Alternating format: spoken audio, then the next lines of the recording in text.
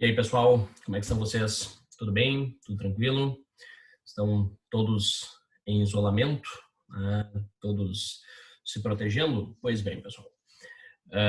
Bom, nós vamos continuar então a nossa dinâmica de aula, pessoal, não presencial, né? Aulas à distância. E eu estou utilizando, pessoal, a seguinte metodologia com outras turmas, vou utilizar também com vocês. Eu vou disponibilizar um slide, pessoal, e um vídeo explicando mais ou menos o que tem no slide. Tá? Essa dinâmica, pessoal, ela visa, de um certo modo, aí, substituir o sistema, né, quadro. Vocês sabem que eu sou acostumado a utilizar lousa, né, pessoal, utilizar o quadro para falar da aula, né, para falar dos temas. Então, nosso quadro agora é eletrônico. Tá? A gente vai conversando sobre isso e vai, enfim, aí adaptando e melhorando conforme o tempo, tá certo? Deixa eu disponibilizar aqui para vocês, pessoal, a apresentação de slide. Hoje nós vamos falar sobre, hoje não, na verdade, nesse vídeo nós vamos falar sobre parcelas não salariais. Deixa eu voltar aqui. Ainda estamos falando, pessoal, quanto ao aspecto de remuneração e salário, beleza? Então, olha só, pessoal, o que nós temos para conversar sobre parcelas não salariais. Então, primeiramente, pessoal, acho que talvez até eu já tenha falado um pouco, né, sobre a questão aí sobre algumas parcelas não salariais. A primeira delas, pessoal, que eu quero, se eu falei, reforçando, tá? Fica registrado aí o reforço sobre elas. Primeiro, pessoal, então, a questão da ajuda de custo. Deixa eu fazer aqui uma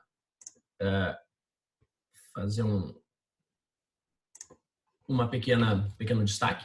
Então, sobre ajuda de custo, pessoal, tá? Parcela única decorrente sempre, pessoal, da transferência, certo? Essa parcela, pessoal, ela tem como fundamento básico, né, aquela determinação do artigo 470 da CLT, tá? Cuidado, pessoal, nós não podemos confundir ajuda de custo com adicional de transferência, tá? Os dois são decorrentes da transferência. Entretanto, pessoal, o adicional de transferência ele é parcela salarial, tá? Ele é salário, ok? Baseado na remuneração do empregado. Agora, a ajuda de custo, pessoal, é uma parcela decorrente da transferência, mas é os custos da transferência, tá? Por exemplo, a mudança, por exemplo, a estadia que o empregado vai ter que pagar durante alguns dias, enfim, por conta dessa transferência, alimentação, enfim, transporte do cachorro, vacinação do cachorro para chegar nessa nova cidade, enfim, pessoal, né? Todo o custo, né, que envolve a transferência do empregado da sua atual localidade para a sua, digamos assim, a sua nova localidade. Lembrando, pessoal, né, deixa eu aproveitar agora e fazer aqui um pequeno parênteses, tá? Nós temos que lembrar que transferência só ocorre, pessoal, quando nós temos transferência de localidade, mudança de localidade. Hoje, pessoal, pela súmula 6, item 10 do TST, tá? Súmula 6, item 10, nós temos, pessoal, o conceito de localidade identificado como município ou zona metropolitana, certo? Então, por exemplo, zona metropolitana no município de Porto Alegre, tá? Da capital. Nesse caso, pessoal, né, uma mudança, digamos assim, de um estabelecimento empresarial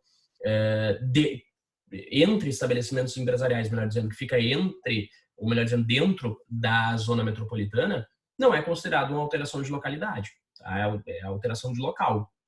Agora, pessoal, se nós estivermos falando de municípios distintos, tá? Então de Porto Alegre para Santa Maria, de Santa Maria para Santiago, de Santiago para São Borja, ou amada São Borja, para São Borja, então aí, pessoal, nós temos a alteração de município, ou seja, a alteração de localidade. Consequentemente, nós temos transferência. Beleza? Tranquilo? Muito bem, pessoal. Prosseguindo, então, tá? Questão referente a diárias de viagem, tá? Pessoal, olha só, quando nós falamos deixa eu colocar aqui, diárias de viagem, tá? Viagem, porque efetivamente nós precisamos de uma viagem para que ela ocorra. Veja bem, pessoal, com a alteração, com a reforma trabalhista, o artigo 457, pessoal, excluiu qualquer hipótese, né, de que uma diária de viagem venha a ser caracterizada como salário, ok? ok? Então, diária de viagem agora, pessoal, não importa se é paga acima de 50%, menos de 50%, não interessa, pessoal. Hoje não é salário. Só o que nós precisamos cuidar, pessoal? Muito cuidado, tá? O direito do trabalho, pessoal, especialmente no tocante à remuneração, ele não está aberto a hipóteses de fraude. Isto quer dizer, pessoal, se o empregador está pagando uma parcela a título de diária de viagem, mas o empregado não viaja, mas vem cá, meu querido, mas como é que tu vai fazer isso? Tá? Como é que o sujeito vai receber diária de viagem sendo que ele não viaja? Então é óbvio, pessoal, que nesse caso, tá, essa diária de viagem, na verdade, é salário. Tá? Ela vai se agregar a salário, ok? Ela vai ser caracterizada como alguma gratificação, alguma hipótese, digamos assim, de incorporação, salário por fora, tá? Enfim, mas é, na verdade, pessoal, um salário, ok? Beleza? Tranquilo? Muito bem, então cuidado com a diária de viagem. Questão referente, pessoal, ao chamado prêmio ou bônus. Pessoal, prêmio e bônus são parcelas decorrentes do desempenho. Tá? Então aqui eu coloquei aqui, pessoal, né? Condicional, um pagamento condicional por conta de um desempenho superior ou um desempenho, pessoal, que o empregador espera daquele empregado. É as famosas metas. Tá? Então, o empregado, pessoal, né? Se ele atinge a meta, a gente dobra a meta. Tá? Falando agora em coronavírus, né, pessoal, em política, né? Vamos deixar a política de lado. É bem melhor a gente não mexer nesse assunto. Mas, enfim, pessoal, né? Uma meta, obviamente, pessoal, ela vai gerar um prêmio. Tá? Ou seja, o empregado vai receber uma bonificação por conta daquele desempenho.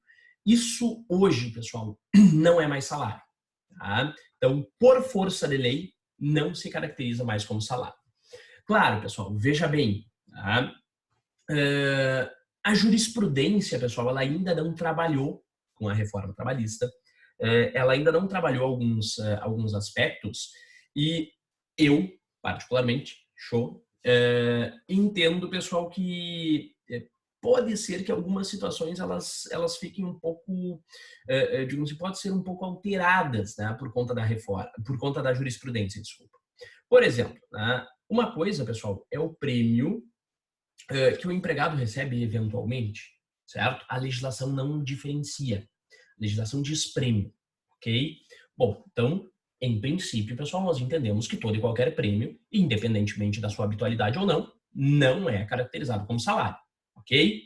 Beleza.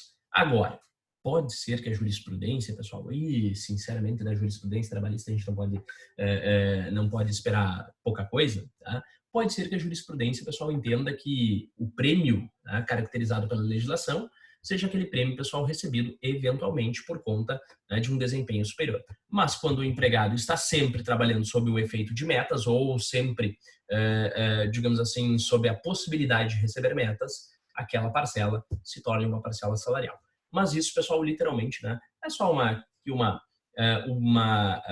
digamos assim, uma filosofada, né, de um Helles, professor de Direito do Trabalho. Tá bem? Tranquilo? Então, não é salário. Regra geral, não é salário, mas pode ter jurisprudência que entenda como salário. Muito bem, pessoal. Prosseguindo. Questão referente a gratificações ajustadas. Lembram, pessoal, que nós falamos lá nas parcelas salariais, nós falamos das gratificações legais, ou seja, gratificações decorrentes da lei. Beleza, tranquilo. Agora, pessoal, gratificações ajustadas, ou seja, não são decorrentes da lei, tá? São decorrentes do contrato de trabalho.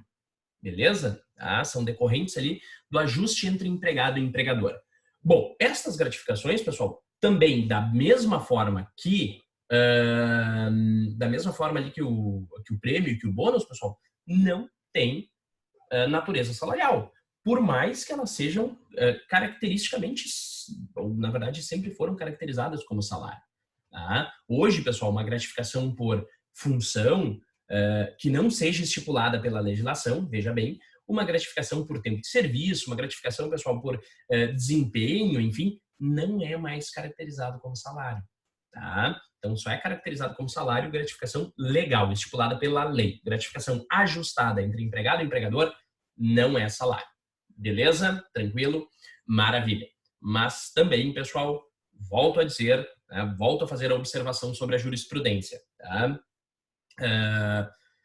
Enfim, o artigo 457, pessoal, ele tem uma gênese, ele tem uma caracterização, né, que tudo que é pago habitualmente acaba se tornando salário, né, em contraprestação acaba se tornando salário. Então, eu sinceramente, né, acredito que digamos assim, essa interpretação ela pode vir a ser aplicada pelo Poder Judiciário para evitar aí a descaracterização, ou melhor dizendo, para envolver como caracterização uma gratificação ajustada entre empregado e empregador. Observação, pessoal, não é regra geral, é somente uma observação quanto à jurisprudência, tá? Para fins de questionamento, fim de concurso, exame de ordem, enfim, gratificação ajustada não é salário. Belezinha? Tranquilo? Maravilha. Questão referente, pessoal, às chamadas stock options, tá? Ou opções de compra. Tá? Veja bem, pessoal, o que nós temos quanto a stock option? O artigo 168 da lei das SAs, tá? A lei da sociedade anônima, permite, pessoal, a possibilidade, tá, da compra de ações por um preço mais baixo, pessoal, do que ela vale, tá? E possibilitando aí, pessoal, a venda, tá, por um preço superior, certo? Tá, mas como é que funciona isso, pessoal? Vamos observar aqui. Olha só. A Stock Options é uma operação econômica de capitalização da empresa de sociedade anônima, tá? Bom, vocês vão aprender lá com a professora Cristiane Perin, né, sobre as sociedades anônimas, ou estão aprendendo, enfim.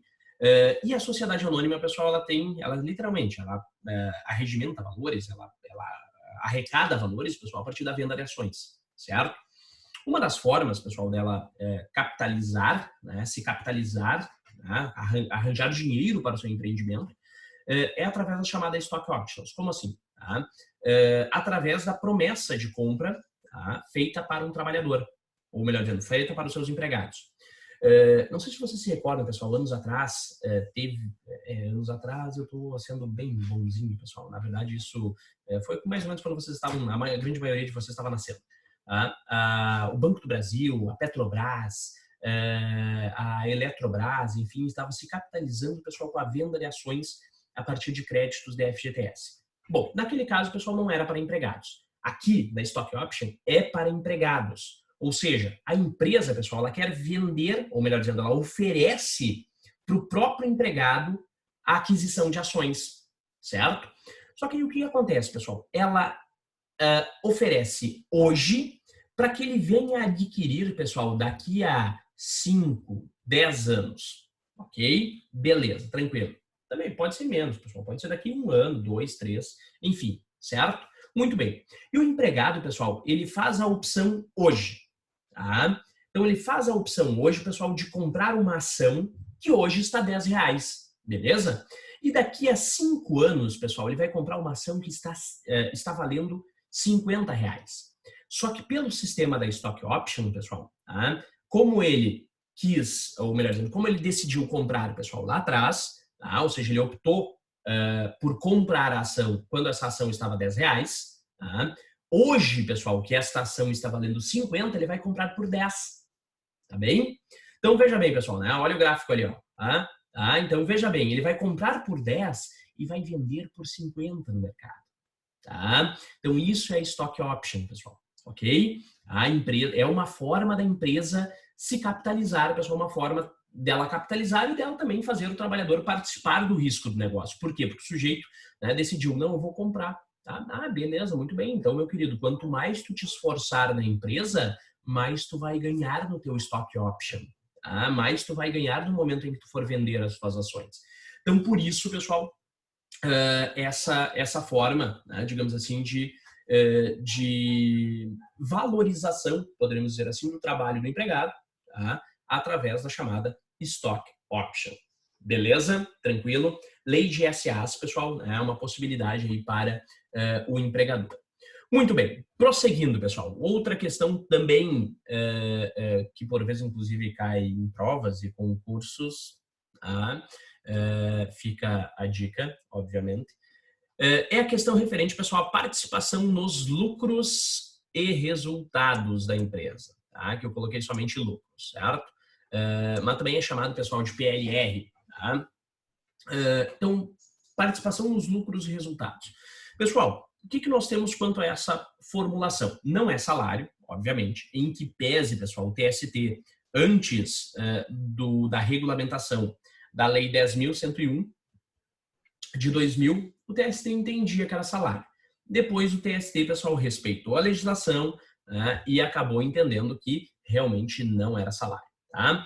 E o que nós temos, pessoal? Aqui nós temos uma forma de integrar o capital e o trabalho. Matheus, você está virando comunista? Não, pessoal. Tá? É que, na verdade, né, a relação de trabalho, assim, ela envolve capital e trabalho, obviamente. Né? Então, o capital, pessoal, que é, obviamente, né, aquele que detém a condição monetária, a estrutura monetária para a exploração de uma atividade econômica, de uma atividade empresarial, ele vai, então, pessoal, permitir que o trabalhador também receba uma participação, né, digamos assim, naquilo que é chamado de mais-valia por Karl Marx, né, ou também aí chamado de lucro. Tá? Então, veja bem, pessoal, né, quando a empresa tem lucro, certo? Ela obviamente vai integrar o capital e o trabalho, então ela vai dizer o seguinte, olha, parte do nosso lucro vai ser destinado para os empregados. Tá? Então, o empregado vai receber 0,0005% do lucro que a empresa recebe. Sim, pessoal, geralmente é uma miséria. Tá? Mas, enfim, pessoal, né? O empregado vai receber parte. Isso é uma forma, obviamente, pessoal, de integrar, né? de deixar também na responsabilidade do empregado. Olha, meu querido, se tu te esforçar, se nós tivermos um ano excelente, tu vai ter direito a um PLR. Quanto mais tu trabalha, quanto mais do teu sangue tu doa para a empresa, mais lá no final tu vai ter de participação no chamado PLR. Tá bem? E aí, então, pessoal, nós temos aqui as seguintes situações. Né? Então, uma integração do capital e trabalho, pessoal, garantida pelo inciso 9 do artigo 7º da Constituição Federal, regulamentado pela Lei 10.101 de 2000. Ok? Beleza? Como é que se implementa, pessoal, né, essa participação nos lucros e resultados? Veja bem, pessoal, a implementação se dá por conta do artigo 2º da Lei 10.101. Ou seja, se dá através, pessoal, da ideia de uma comissão paritária, tá? Ou seja, comissão paritária, pessoal, quer dizer trabalhadores e empregador. Tá? Então, na verdade, pessoal, nós temos aí formada formada por trabalhadores, pessoal, e formada também por representantes dos trabalhadores, do empregador e também do sindicato. Por isso ela é paritária, pessoal. Tá? Ou seja, tem participação de 3 polos. Tá? E também, pessoal, através de de convenção coletiva de trabalho, tá? Ou acordo coletivo de trabalho, ou seja, negociação coletiva, certo?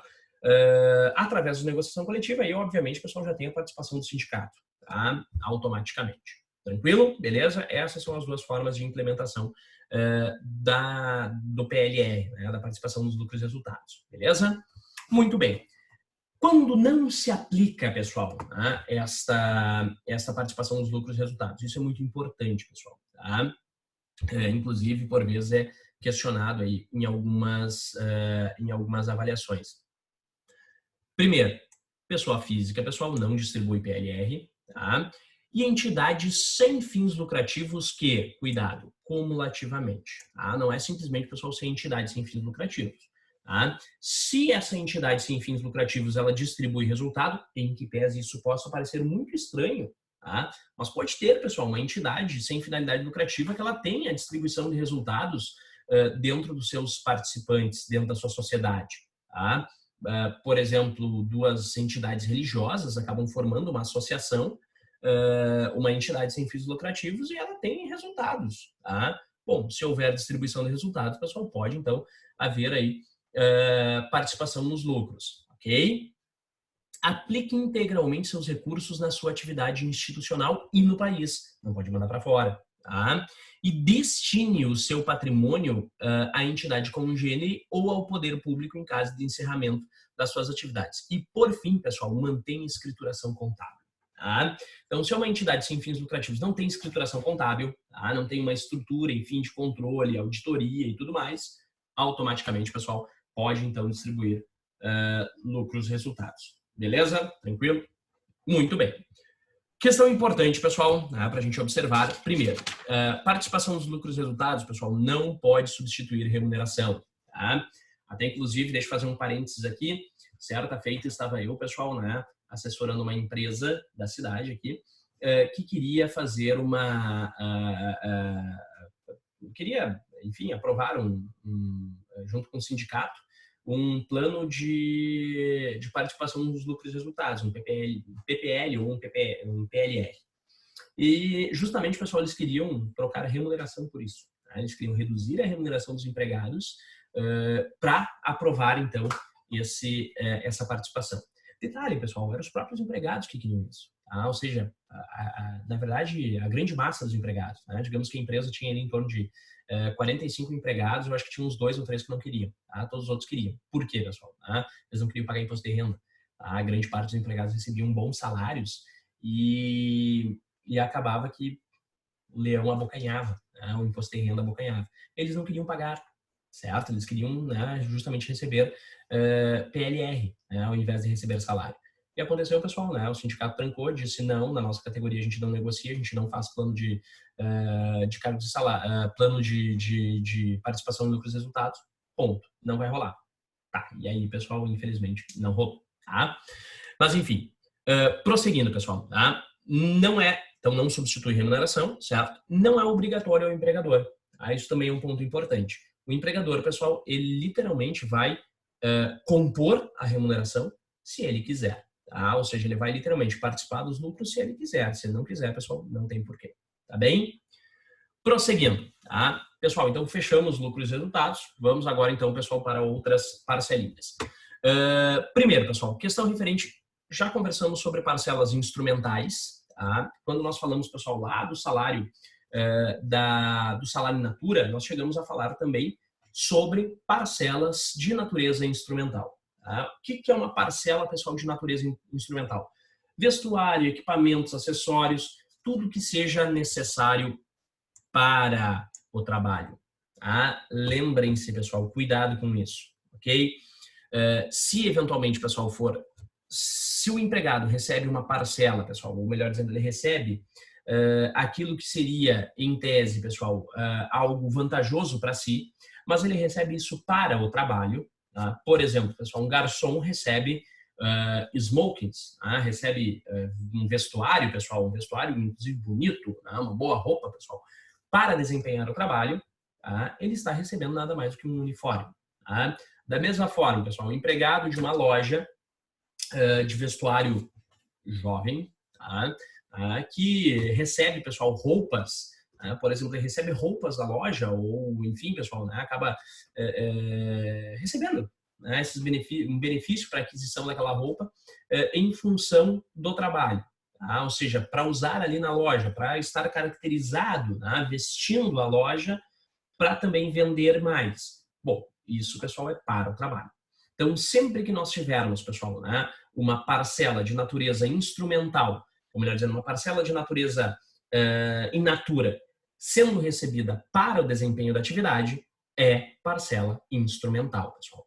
Não vai ser salário, e tampouco, pessoal, vai ser caracterizado aí como situação aí de parcela, agora me fugiu o termo, são as parcelas, só deixa eu consultar aqui a minha parcela referente à indenização. Tá? Indenização, pessoal, é quando o empregado gasta e o empregador devolve. Tá? Então, parcela instrumental é quando o empregador já alcança o instrumento para o trabalho. Belezinha? Tranquilo? Maravilha. Prosseguindo, pessoal, tá? Parcelas de direito intelectual, a Lei 9.609 e Lei 9.610. O empregado, pessoal, ele pode ter estabelecido com o empregador o recebimento de uma parcela de direito intelectual. Como, por exemplo, pessoal, eu criei uma tese, sou empregado no escritório e criei uma tese mirabolante, pessoal, que colou, tá? E que agora está rendendo muitos clientes para o escritório. Ora, se eu sou empregado desse escritório, pessoal, tá? Como advogado, a tese pertence ao escritório, não é minha, certo? Principalmente porque eu sou pago para isso, sou pago para trabalhar para o escritório. Pois bem, e aí o que acontece, pessoal? Segundo a lei, a tese pertence ao escritório. Beleza, mas lá no meu contrato, pessoal, o escritório já acabou contratando comigo, dizendo o seguinte: ó, Matheus, tu vai receber 15%, ou tu vai receber 30%, tu vai receber 50%, de clientes que tu mesmo vier a trazer para o escritório por conta de teses que tu criou. Ou seja, tu vendeu o teu produto, tu criou um produto para a empresa, melhor dizendo, vendeu esse produto e agora, então, tu vai receber 50% dessa parcela. Beleza, tranquilo. Isso é parcela de direito instrumental, pessoal, não é remuneração. Belezinha? Tranquilo? Muito bem, pessoal. À frente. Tá? Também temos aqui, pessoal, parcelas que não se confundem com salário, em que pese possam ser pagas pelo empregador, alcançadas pelo empregador. 2 exemplos aqui, pessoal. Tá? Primeiro, saldo de salário, lá em cima, né? Saldo de salário, desculpa.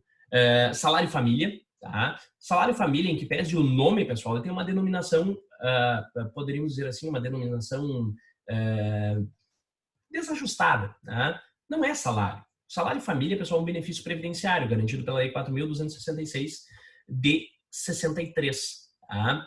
É recebido, pessoal, sempre que o empregado tem família com crianças até, se não me engano, até 12 anos, enfim, pessoal, onde ele vai ter, então, ali uma parcela, hoje eu acho que está em torno aí de uns 20 e poucos reais por criança, tá? Por dependente, certo?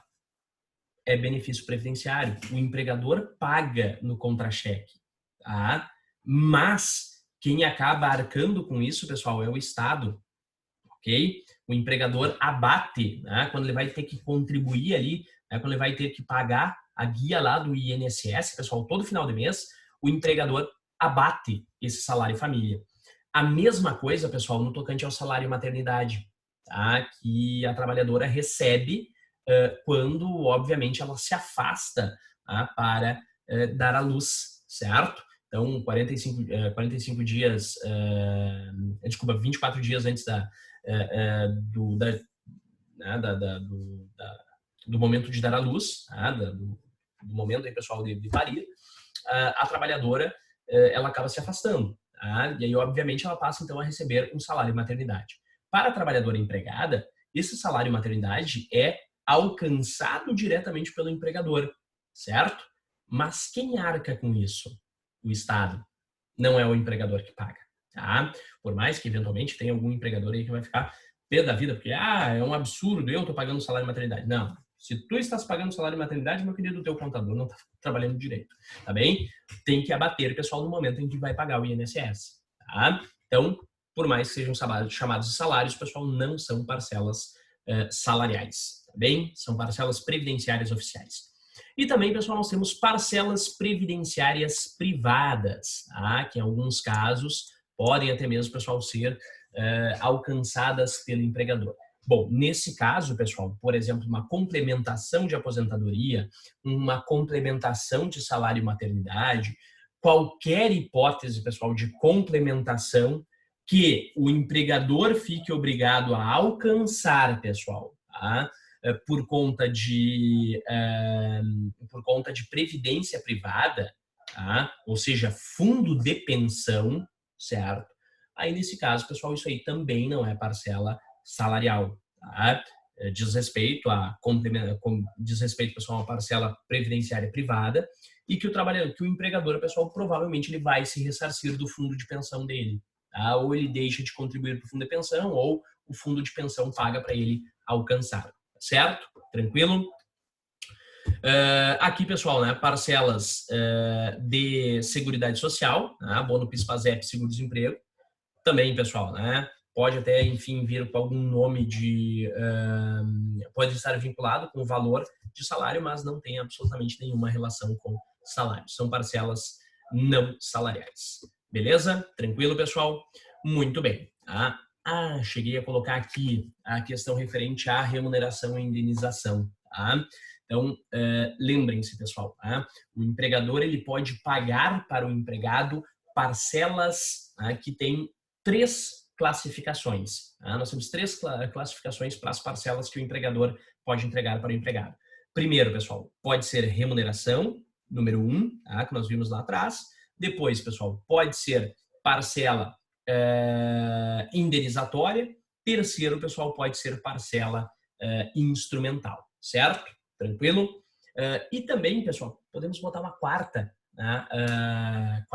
classificação aí, que são parcelas não salariais, parcelas de natureza não salarial, que, enfim, são recebidas a respeito do contrato, mas não tem natureza de salário.